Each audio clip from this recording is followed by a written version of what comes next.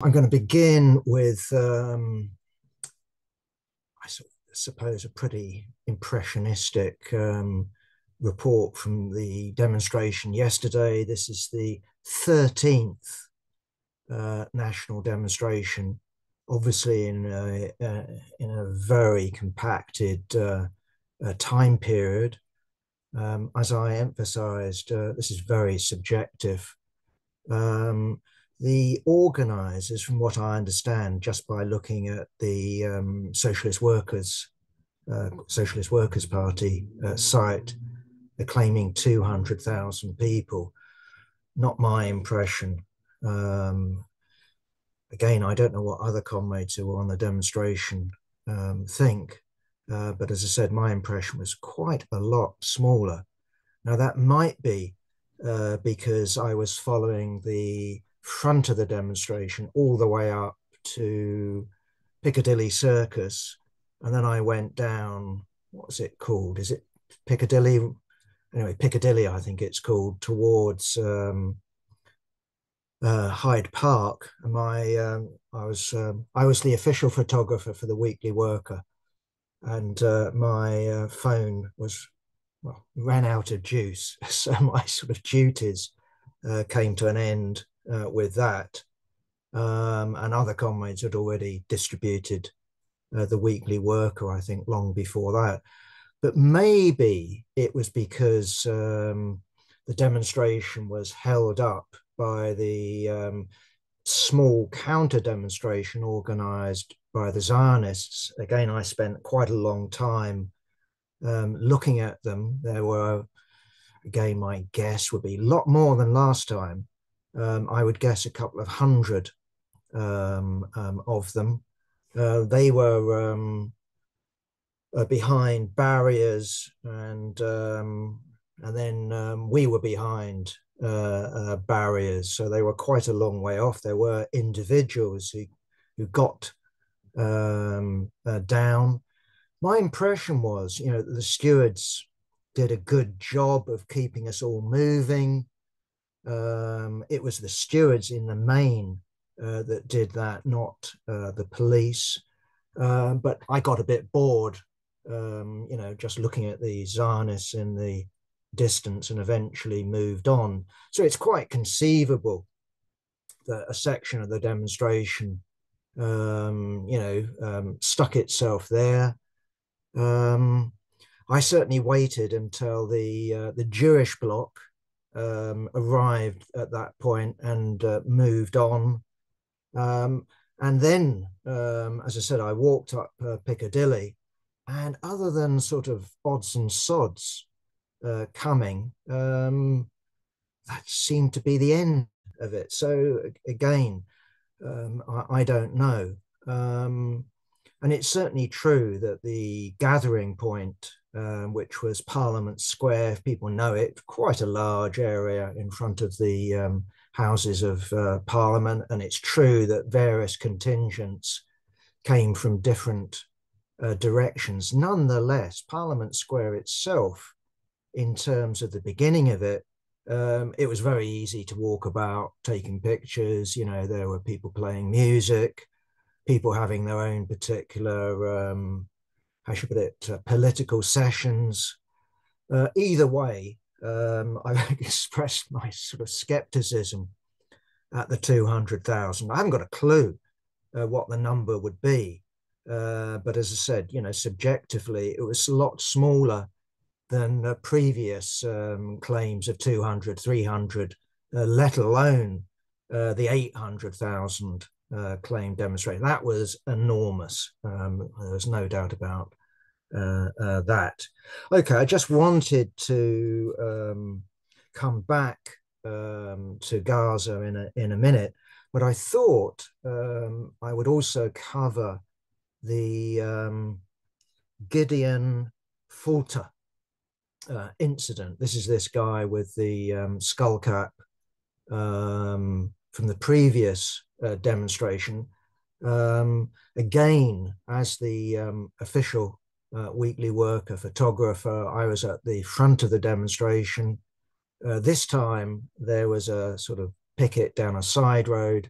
I would guess, about 40 or 50 people. And this is where the Gideon Falter incident happened. The police sergeant, I'm not sure, was he a sergeant? Or anyway, the police guy in charge called him something along the lines of, well, you look openly Jewish.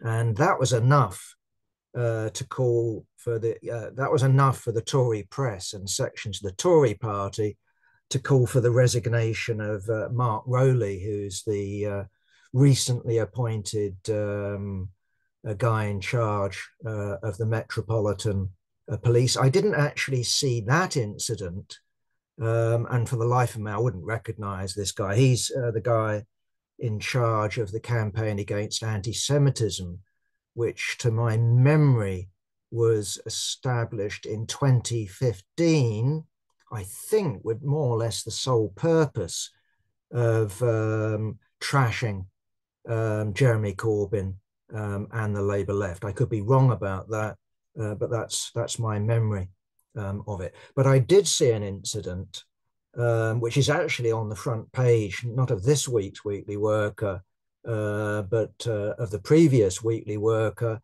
of two guys being detained and I think arrested. Initially, the response of the demonstration, which is quite healthy under these circumstances, is you rush to the defence of people who've been held by the police. So, for example, there's a guy who comes to these demonstrations dressed up as press from Gaza, and he's got a riot shield. And the police actually detained him on the demonstration and let him go because precisely of the pressure of the demonstration, and then arrested him on the coach going home. So merely because they've let you go doesn't mean they still aren't out to get you. But the point I'm trying to get to is that it turned out that these guys were actually part of the Zionist contingent, and I would say the Zionist provocation, along with Gideon Falter, who claimed on the radio when I first heard it that I went to the synagogue and I wandered out and I just wanted to go home. And there was this demonstration, I wanted to cross it. It was this policeman that stopped me. Well, I don't go to synagogue, and I have to confess I haven't been to church for many years. But from my knowledge of people who do go to synagogues and do go to mosques and temples and churches, so they're not normally followed around by their own private film crew. They don't normally actually try to provoke people, and that's my understanding of it. As I said, I didn't see it, but I did see the picket. I did see two people held, one of who actually had a T-shirt on that said "Arrest me." And so this week, again, no surprise, if you look at the mainstream media, and I include the TV and radio, let alone the press, what we had is equal coverage of this demonstration. However skeptical I am about the 200,000, it was certainly of many, many thousands of people, and the 13th national demonstration, which has included mobilization of 800,000, okay, claimed by the organizers. But the point that I would make here is that Gideon Falter's non-demonstration, i.e. he'd apparently called for a walk to nowhere, that they were going to gather somewhere, and he wouldn't announce to the police where this walk was going to end up. And so the cancellation of this walk, because of security concerns and threats on the internet, caused him to call it off. Well, call me cynical, my own suspicion is that he never intended to call it.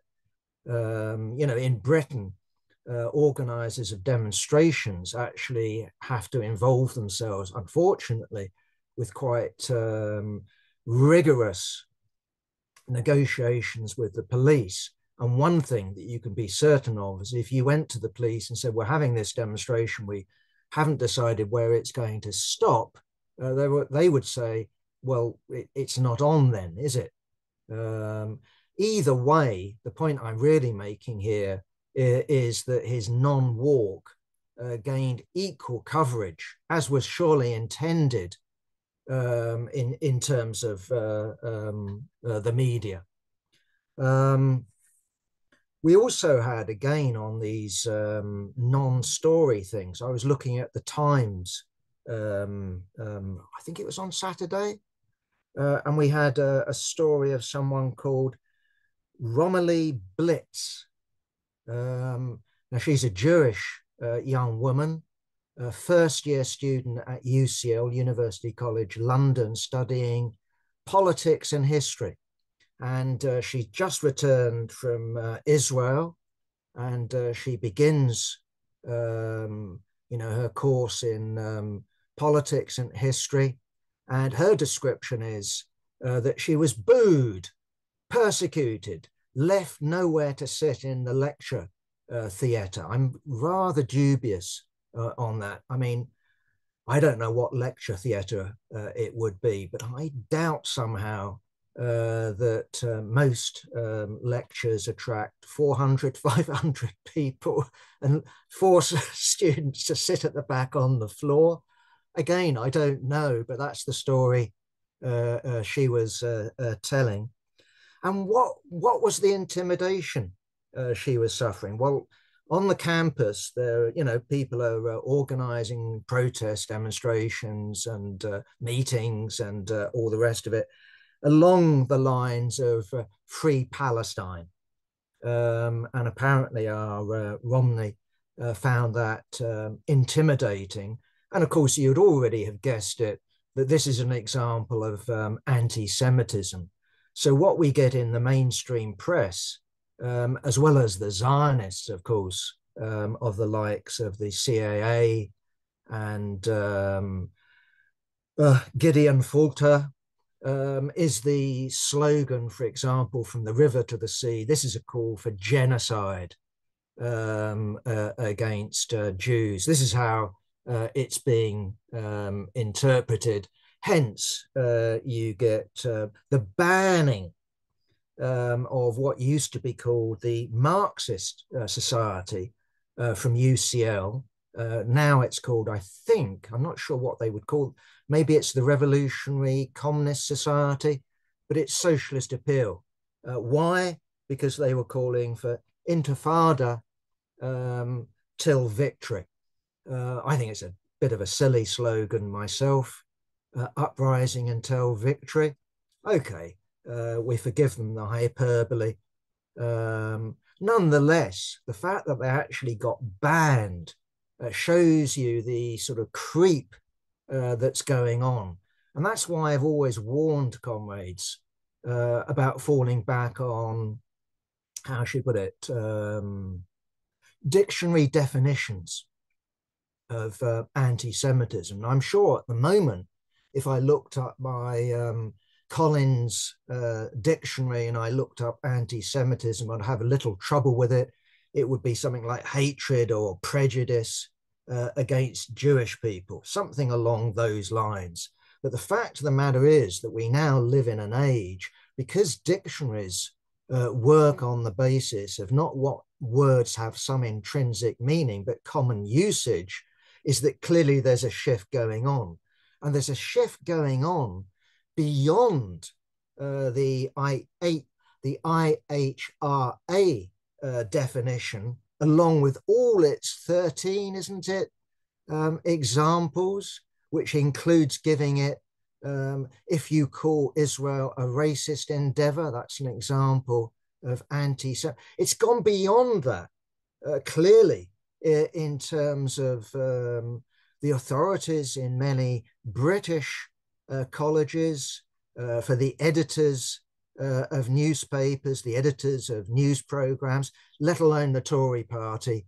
let alone the Zionists. It literally has gone to the point where anyone who criticizes the policy of the current government in Israel is going to be branded an anti-Semite. That's where the definition is going. Now, I don't know whether that will end up in a dictionary, but surely it must end up in a dictionary. Anyway, the point I'm making is that this campaign has been going on for some time.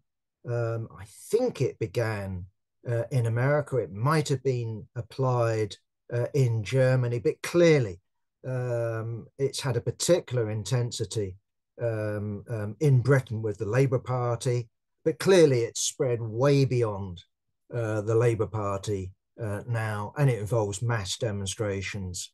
And what's predictable, of course, about it is that hardly any journalists are allowed to, and maybe, I don't know, maybe because they're just dishonest cads, I don't know, but no journalist seems to be in the business of actually questioning what is fast becoming common sense. You know, I don't know what it was like in America in the midst of McCarthyism, but my argument has always been, well, at least there was a Communist Party of the United States. At least there was a Soviet Union. The fact of the matter is that the anti-Semitism that what we're talking about is a big lie. Of course, there will be a few examples of genuine anti-Semitism that cannot be denied. And there's anti-Semitism on the left.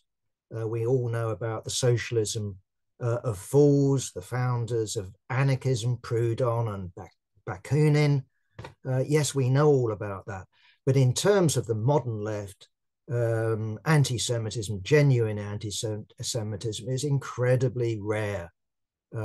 Either way, this is the big stick, the big lie that they're hitting us with. And of course, what we get is the same weapon used in the United States. Predictable, isn't it? So yeah, I'm sure you all heard the same recording, or maybe there was film of it on TV. Speaker Johnson visiting Columbia University and denouncing this cancer of anti-Semitism that he says has now spread to 200 campuses in the United States. But of course, what that's really about is other students protesting in solidarity with Columbia students who started this camp, who were attacked by the New York police, and by all accounts were attacked with somewhat brutality. And that's resulted in a lot of academics, but above all students, expressing their solidarity by copying what the Columbia students were doing. I think it's only a matter of time before that happens in Britain too. The reports I've read, for example, show students in Paris also reenacting, carrying out their own version of Columbia. And good thing too, because if we look at what's going on in Gaza, if they're accusing demonstrators on the streets of London for advocating genocide because they are calling for the cohabitation of Jews, Muslims, Christians, and people of no faith in one state, which isn't a slogan I would advocate, but nonetheless, I'm not advocating it because I think that what they're calling for is genocide. But if we are talking about genocide, it is being acted out on the Gaza Strip as we speak. Here are people denied clean drinking water, adequate food, adequate medicine, adequate shelter, and of course are being bombarded from the land and bombarded from the sky. And we have reports. I don't know how reliable, but we do have reports of the Netanyahu government being within a matter of days before they give the order to go ahead with their plans to assault Rafah, which has got what, 1 million plus people crammed into it from the ground.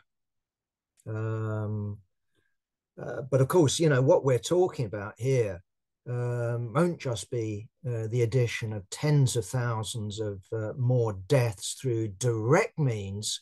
What we're talking about is a population that clearly stands on the edge of a catastrophe because of disease. And that's what's in the offing.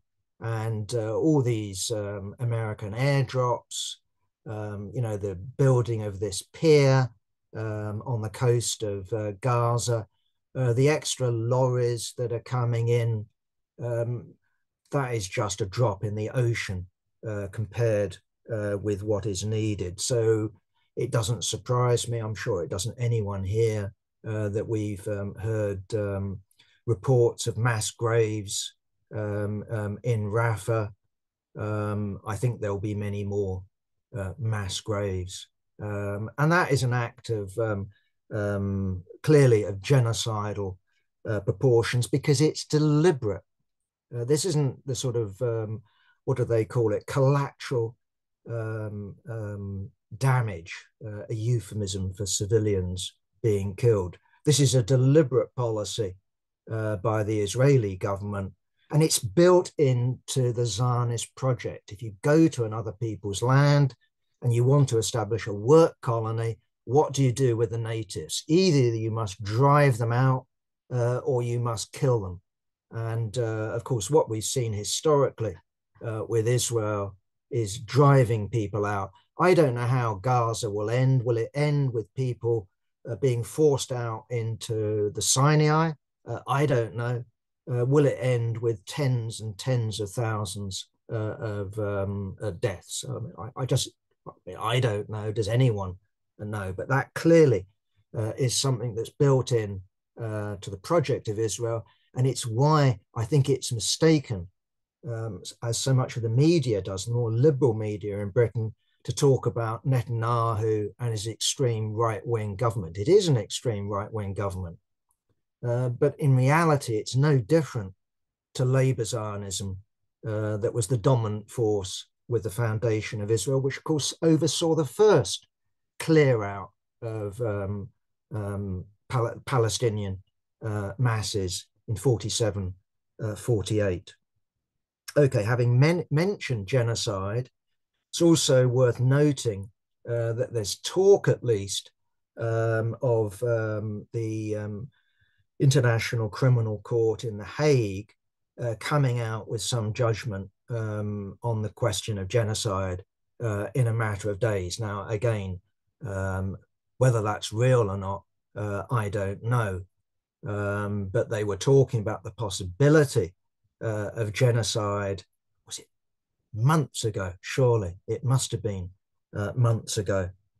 And of course, what that would mean, and again, these are the press reports that I've read, is that Benjamin Netanyahu and other leading ministers in the Israeli government would be charged with complicity in genocide, to which, of course, they will put up the proverbial two fingers, because they ain't going to be arrested.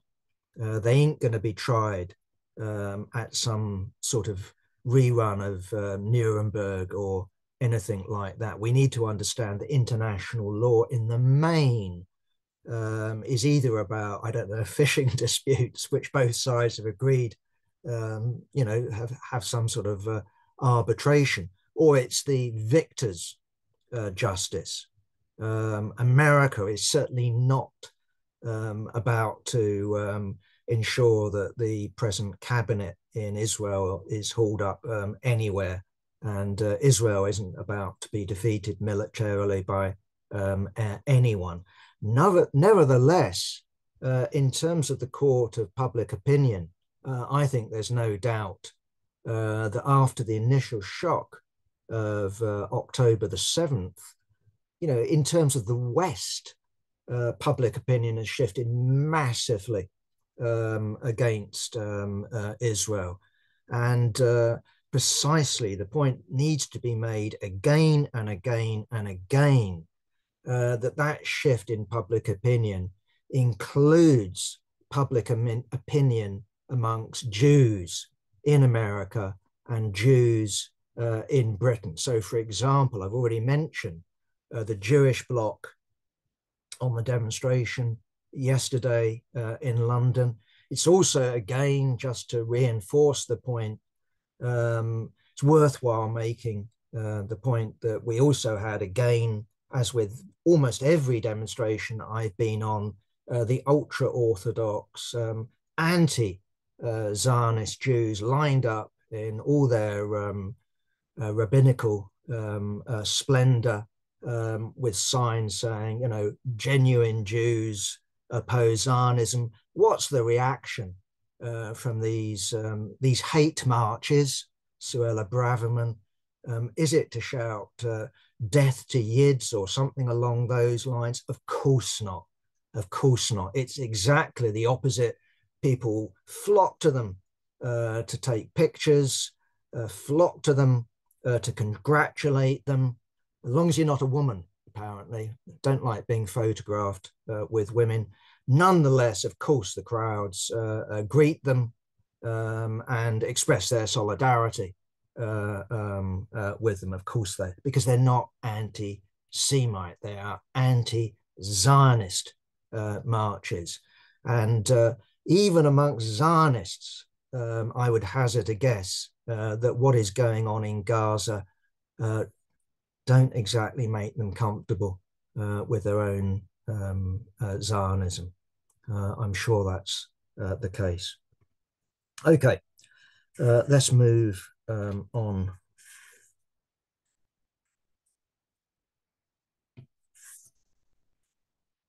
Thought I would turn to Scotland.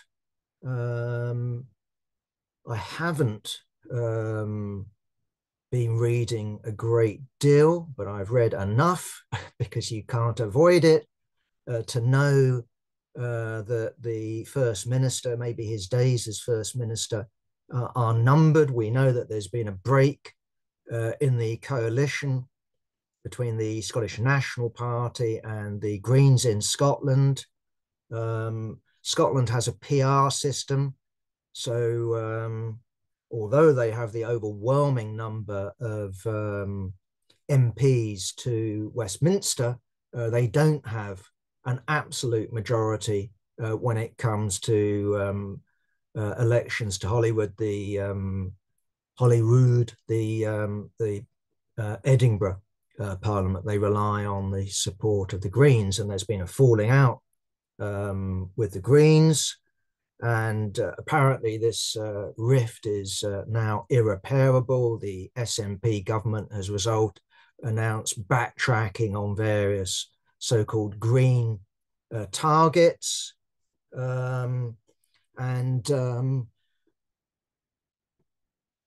We have, I don't know, is it sort of slightly black comedy with Humza Yousaf going out to negotiate with Alex Salmond's Alba Party and its lone Scottish MP, MSP, Ash Regan, of course, was a rival of Yousaf's in the leadership contest to become leader of the SNP and therefore First Minister.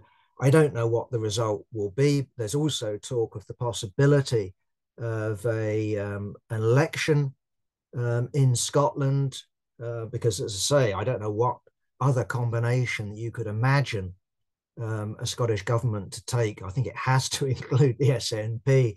I can't imagine Labour going into coalition with the Tories, the Greens, and the Lib Dems and the Alba Party, for example. I simply don't know what the result will be, other than saying that it looks like very good news as far as Keir Starmer and the Labour Party in Scotland is concerned. Why? Because Scotland matters when it comes to Westminster seats. Leave aside the government in Edinburgh itself, and one would expect the SNP to do badly, the Labour Party to do well, and therefore, with a boost in Scotland, we should expect to have an even bigger Labour Party majority in Westminster when the next general election is finally called. Of course, you know, what we have in the press is many a story of the wonderful, speaking skills of Alex Salmond and Nicola Sturgeon, their tactical wile, their strategic grasp of politics, and Paul Humza, he's a complete loser. I don't think it's really a question of that. I mean, from where I'm sitting down in London, it looked like the wheels were coming off the SNP wagon under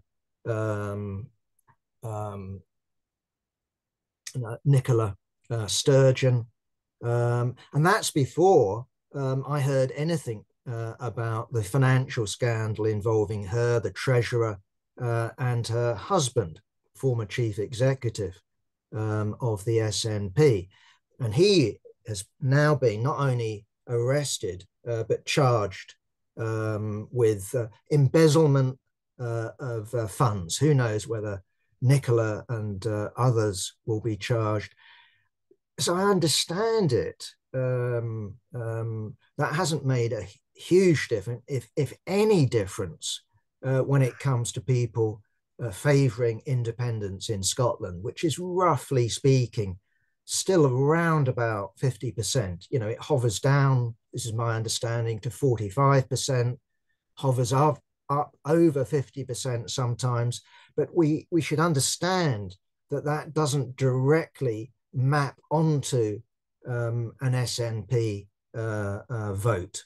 And it certainly shouldn't be expected to map onto an SNP vote in terms of the forthcoming Westminster elections. In other words, people who will vote Labour can still favour an independent Scotland. But I would say this, that from my angle, I've sort of retained a deep scepticism for the sort of left-wing discourse that has got a deep, long history, that somehow Scottish independence is inevitable. I don't know when I first read it.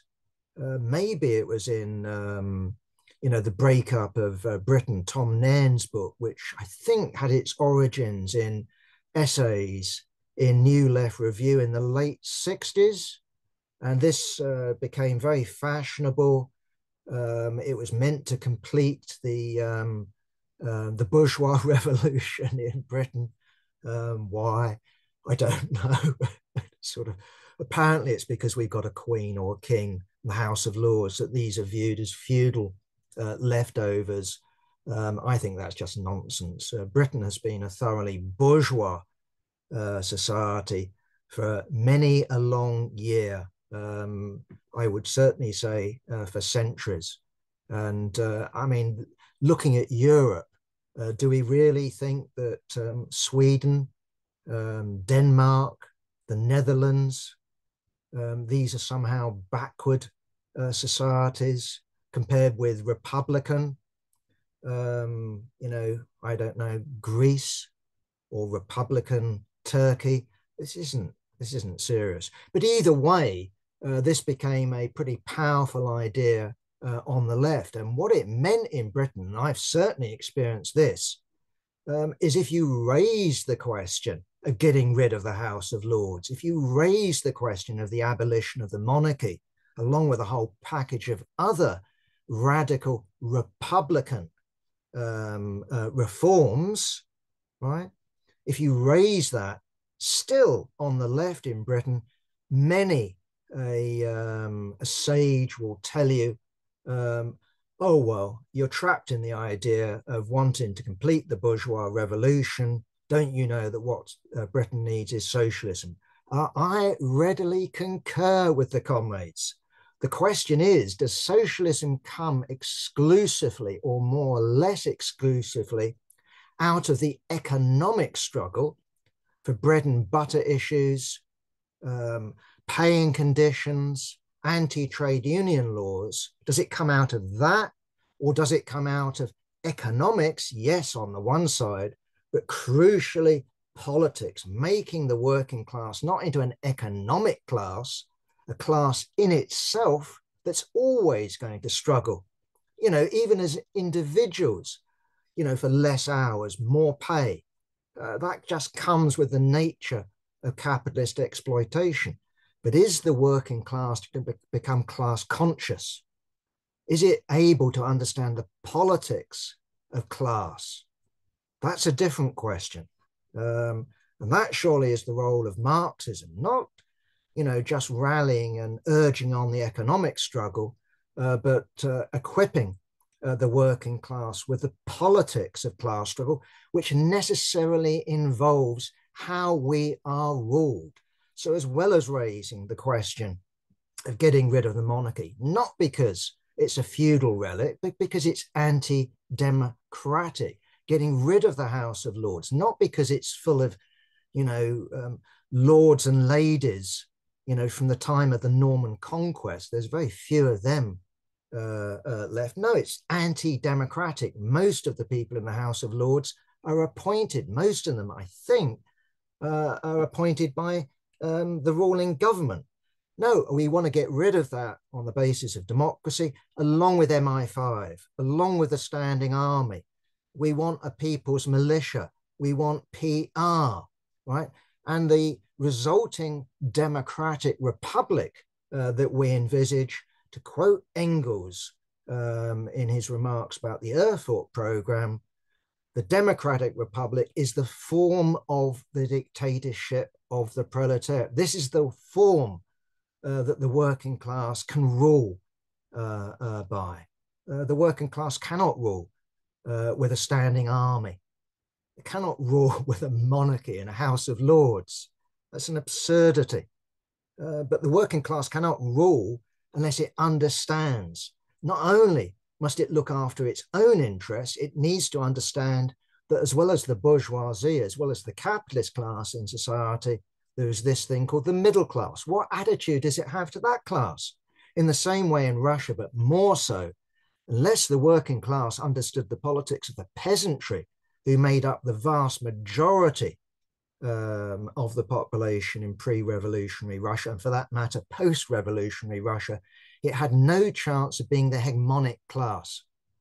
I'm not talking about the dictatorship of the proletariat, we're talking about the dictatorship of the proletariat and peasantry, precisely for that reason. Anyway, the point I'm making is that I've never been convinced of this idea that raising constitutional demands had anything to do with completing the bourgeois revolution, or for that matter, that Scottish independence was somehow some inevitability, as was argued by Tom Nairn and many others on the left. It became a sort of common sense that all you needed to do is look at SNP votes, and it was somehow inbuilt into history that the breakup of Britain would happen. I've never been convinced that the ruling class would allow it, and I see no interest for the working class encouraging it. And quite the opposite indeed. When I see the left marching on demonstrations in Glasgow or Edinburgh, along with the SNP, under the slogan, under one banner, I'm horrified. It will be the equivalent of us marching on demonstrations in London, along with sections of the Tory party and the Liberal Democrats. Whoops, doesn't that remind me of the anti-Brexit campaign? Yes, it does remind me of that. It's the left losing any concept of class, any concept of working class independence, and therefore working class hegemony over these issues. The left constituting itself a tail to the bourgeoisie. And that's what's happened in Scotland to some degree. That's what's happened in Wales. Okay, so what do we stand for? Going against our general approach, we stand in Britain for a federal republic. Why a federal republic? A federal republic would include the right to self-determination up to and including independence. Why self-determination? Why this federal arrangement? Simply because the Scottish national question is real. We haven't made it up. Go up there to Scotland. We haven't made it up in Wales. Go there to, Cardiff, Swansea, let alone to North Wales. You'll find out why we raise that slogan. But we raise it as a temporary measure. And indeed, I'd hope, that the future generations who actually realize a federal republic will not need to enact it. As a general approach, we prefer centralized republics, indeed a centralized republic of Europe, a centralized republic of the world. That would be our approach. Okay, what else have we got? Oh, we have the resignation from the Tory party of one Dan Poulter, who was interviewed in The Observer. He's an ex-health minister, a MP for Central Suffolk and North Ipswich. He's also a mental health doctor, and anyone who's had anything to do with the NHS and mental health, let alone physical health, will know that this is the Cinderella of the NHS. And he is reported as saying, well, he still works occasionally as a doctor in the NHS and cannot look his colleagues straight in the eye because they know him as an MP and they know what's going on in the NHS because they're here, 5 days a week, 6 days a week, 7 days a week, or whatever their particular shift pattern happens to be. Now, what we're told is that Dan is stepping down from being an MP at the next general election. So he's not going to trigger a by-election. I understand that. He's gone directly from the Tories to Labour, but we're also told, and again, this sort of gets, maybe I'm just a cynic, I don't know, but it gets my radar going. He's going to act as an advisor on health for the next Labour government. Now, given Wes Streeting and his remarks about privatisation and private companies, I'm not celebrating Dan shifting from one party to another. It doesn't mean that Dan is standing up for the principle, which was the principle, should be the principle of the NHS, a socialist principle. You get treated on the basis of need. And if people need a mental, health nurse or doctor, need to, going to hospital, that ought to be what happens, as opposed to, well, there are no beds. Oh, come back in a month's time. There are no doctors available to see you. And maybe your GP in the meantime, hands you some depressant drugs or something along those lines. In other words, I'm maybe unfairly suggesting that Dan might be looking for another career other than just being someone who works in the NHS. There are plenty of privatized and privatizing opportunities, but maybe that's being unfair. I hope so. Either way, what we have along with this defection is all sorts of Westminster rumours now going around about a summertime coup against Rishi Sunak and looking to promote Penny Mordaunt, who was a previous front runner in the race to wasn't it to replace Boris Johnson, if I remember right. She was one of the early front runners. Maybe it was Lynn Truss that won it, and then it was Rishi Sunak.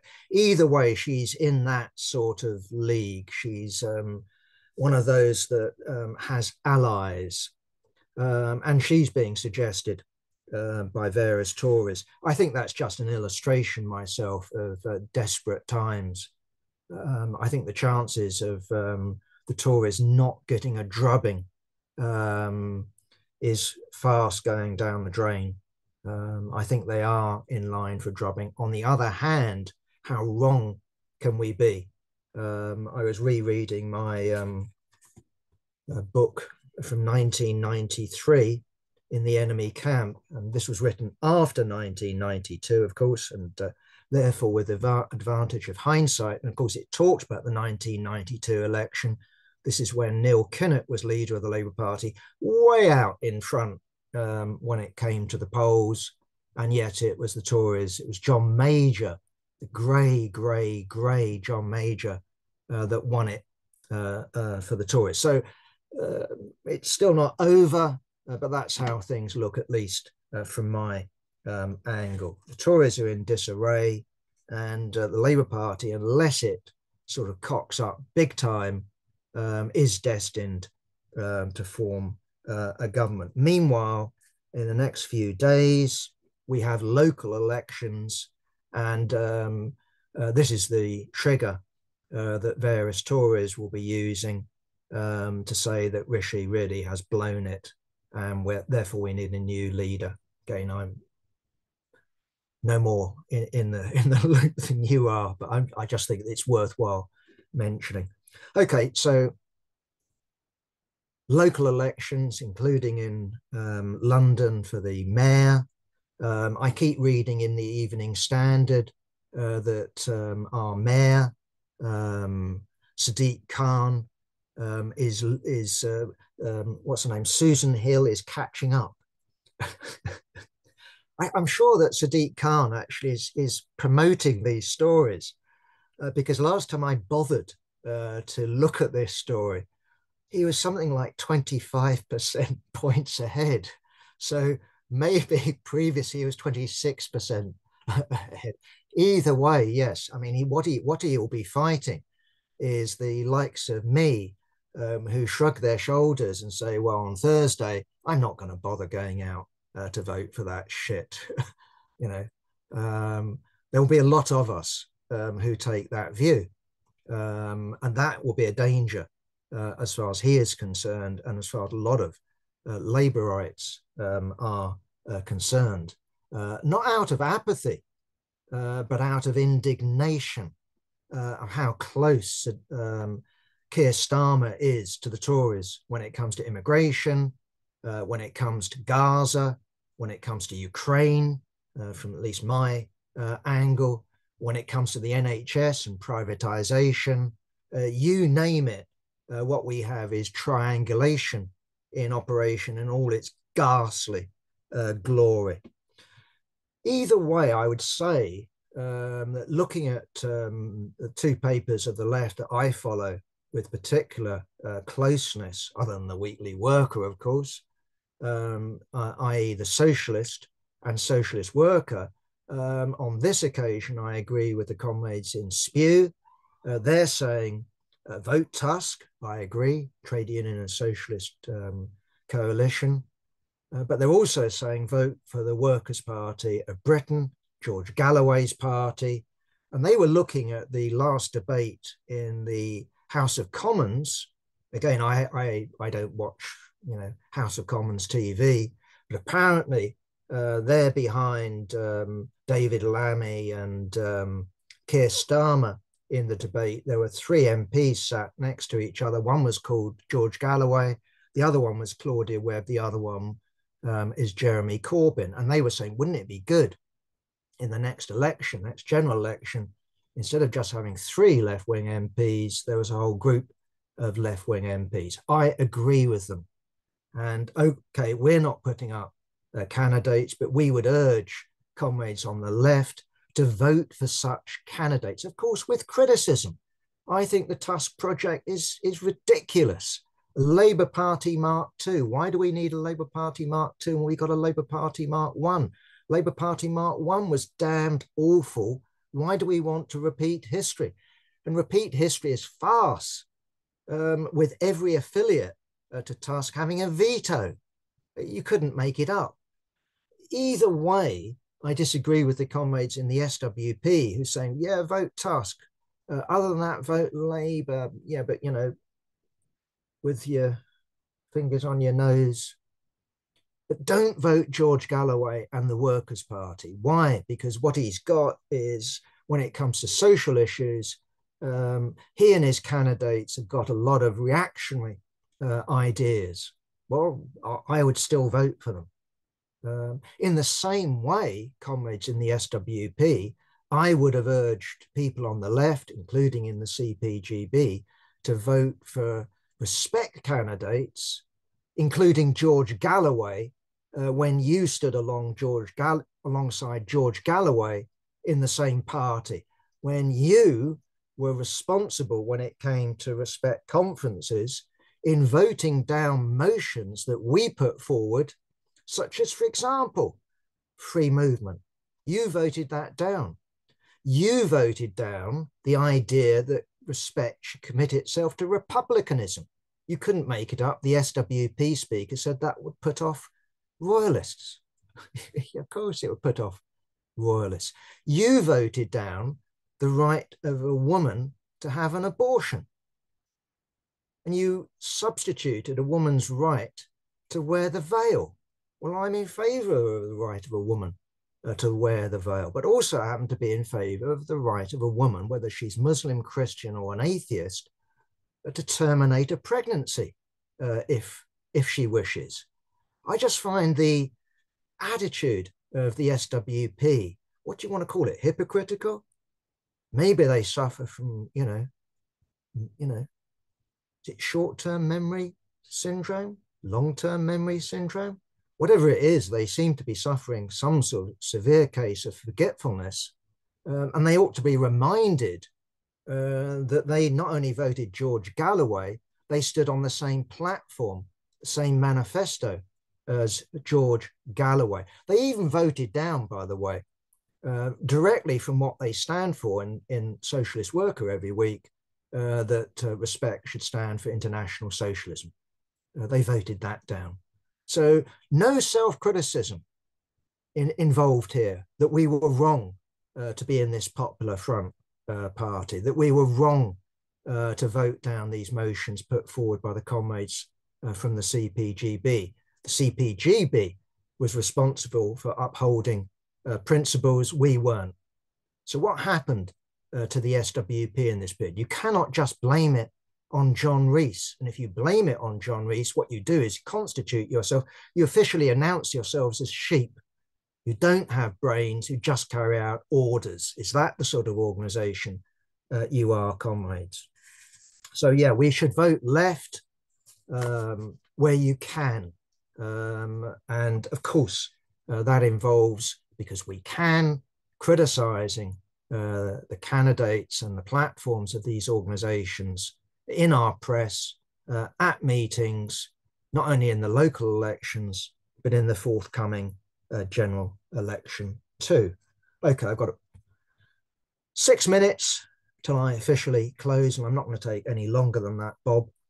I just thought I would pick up on this talk by Rishi Sunak and Grant Shapps, the so-called defense secretary, that they're putting Britain on a war footing. Well, it's true that what they're doing in the sort of fag end of the Tory government, they're wanting to make arms spending, war spending. They used to have ministers of war in Britain. That's a much more honest description, in my opinion. They want to make that an issue between the Tories and Labour. Will they succeed? No, because Keir Starmer is triangulating, and if they say they want to up spending on war. He's already said it. And so Keir Starmer and the Labour Party say they want a defence review, and they agree more needs to be spent. And indeed, they put a figure on it. And as far as I know, it's the same figure as Shapps and Rishi Sunak. But war footing, they're certainly trying to get the population into the mindset of where we have more guns and less butter. And I'm using that as a euphemism, of course I am. And so what we have is the completely risible suggestion from Sunak that this increased spending on guns will not involve any borrowing. It will not involve any extra taxes. Oh no, of course it won't. It's going to come from savings on, yeah, you already know it, on less civil servants. Well, it ain't going to happen, is it? You know, the more that they say things like that, the more civil servants they hire to administer these things, the more people they hire for the Ministry of Defence and all the rest of it. No, it's not going to happen. So this is a political question, but it's also a wider political question because there is talk, again, I don't take it seriously, of conscription. It's not that they're just about to introduce conscription, but they do want the population to get used to higher levels of arms spending and therefore less in the way of services, less in the way of spending on what we actually need. So the NHS, for example, will of course get an increase. We're getting older, our needs go up, but will it get an increase that measures against need? No, it won't. And so one excuse will be, well, the most important thing is national survival. And apparently national survival is threatened by Russia, it's threatened by its potential victory in Ukraine. Why anyone thinks that Russia's just about to win in Ukraine is beyond me. And then China. Apparently China represents some sort of total threat. What it does represent a threat in terms of global hegemony. Yes, capitalism is drifting towards war. There's no doubt about that. And they want to take us with them on that journey. And what I would say is that the social imperialists, those that do go on the streets of London and shout out, no making it up, I'm not making this one up, arm, arm, arm, Ukraine should take ownership of what Rishi Sunak, David Lammy, and Keir Starmer are saying about so-called defense spending, arms spending. They're actually advocating more on guns, less on butter. That is the truth, even if you say it can be financed from more borrowing. If you want to get into that, you still have to pay interest rates. Just a corrective on this. I just thought last night, because I know it's rubbish. At the moment, Britain spends something like 2% of GDP on so-called defense. So it meets the American, this is what Europe must spend. And as I said, the aim is from both main parties to go up to something like 2.5% war footing. Well, I just Googled Britain's war spending, World War II, percentage of GDP. What did I get? Well, I didn't know the answer, but I guess roughly right. I thought to myself, roughly it's going to be 50% of GDP. It turns out that at the height of World War II, this is Wikipedia, it was 53%, and Britain was borrowing from America. It remained in debt, didn't it, until about a decade or two ago when it finally paid off the debt to the Americans. Either way, it's a fact worth knowing that Britain was the most highly militarized, highly mobilized society in World War II. It was more highly mobilized and militarized than the Soviet Union, more militarized than Germany, precisely because it had the empire, because it could borrow, and because it had the United States. So there were more people in the army, more of the economy was devoted to the war effort than any other country. That's my understanding of it. Either way, what I'm really trying to say is that's a war economy. What they're proposing is not a war economy, but that's what they want. Well, they're not wanting to go towards 53%. To do that, you need something like war socialism. No. Anyway, enough of that. I've done my stint for an hour, Bob. So there you are, dead on time. Thank you.